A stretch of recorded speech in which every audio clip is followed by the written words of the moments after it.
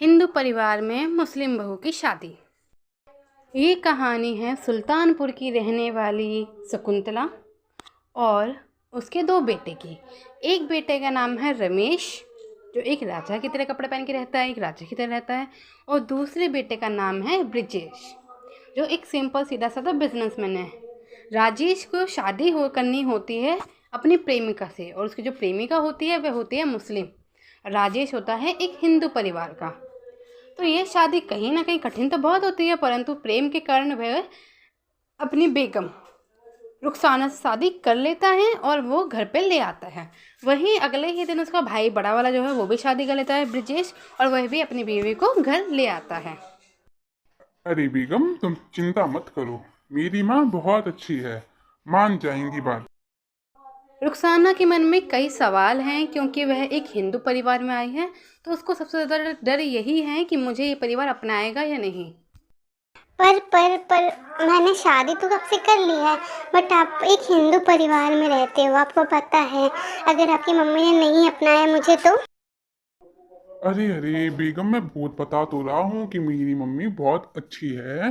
वह मेरे प्रेम को समझेगी और तुम्हें स्वीकार करेगी। इतना सुनकर रुखसाना कहीं ना कहीं ये समझ जाती है कि क्या पता उसके परिवार वाले, यानी कि राजेश के परिवार वाले उसे अपना ले, परंतु उसके मन में डर ये हमेशा ही रहता है।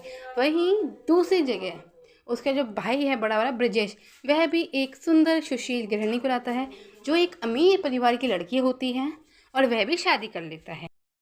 सुनिए जी, आपका भाई मेरे लिए देवरानी लाने में पता कौन लाया है?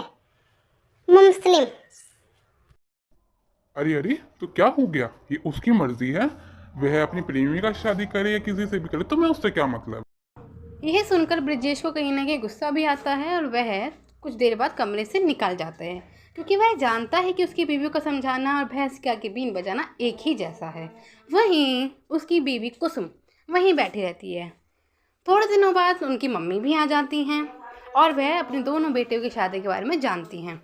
वह तीर्थ यात्रा पर गई थी 10 दिन के लिए, तो उनको कुछ भी पता नहीं था। अब जैसे ही वो आई, अरे ओ भगवान, मेरे तो कर्म फूट गए।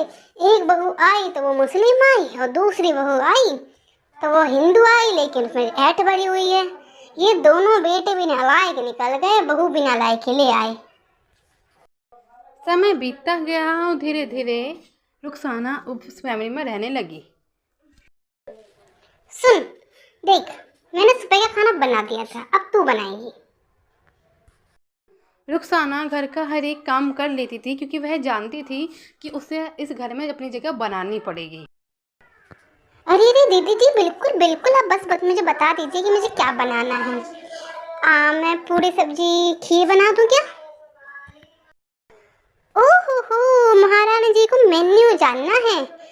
हम नॉनवेज तो देख खाते नहीं हैं, तो जो भी बनाएंगे ना अच्छा ही बनाइयो। दीदी मैं जानती हूँ कि यहाँ पे कोई नॉनवेज नहीं खाता है। मैंने भी नॉनवेज खाना छोड़ दिया है।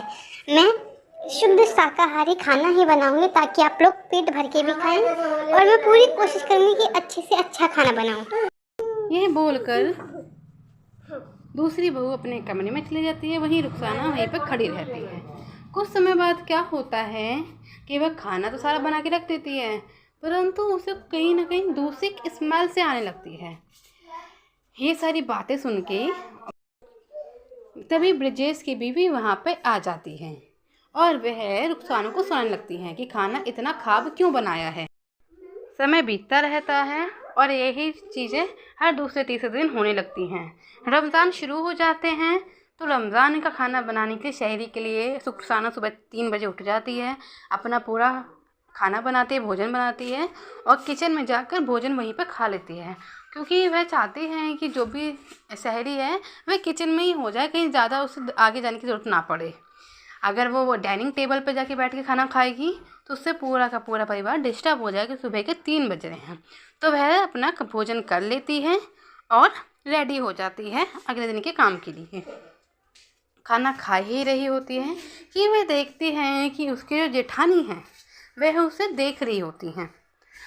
अब रुखसाना ने तो अपने तौर तरीके तो बदल दिए, लेकिन जो रमज़ान है वह रुखसाना कभी नहीं छोड़ती। तभी थोड़ी देर बाद उसकी जेठानी उसकी किचन में आ ही जाती है। वह रुखसाना को रमज़ान की सहरी खाते हुए देखती है।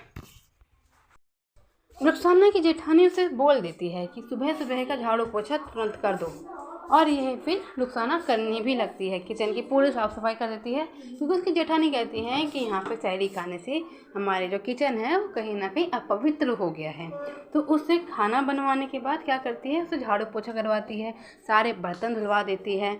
वहीं जो राजेश और ब्रिजेश की माँ होती है वो आराम से बैठ के टीवी देख रही होती हैं। वह सब जानती है कि उनके घर में क्या चल रहा है, परंतु वह इंटरफेयर नहीं करती उन बहुओं के बीच में।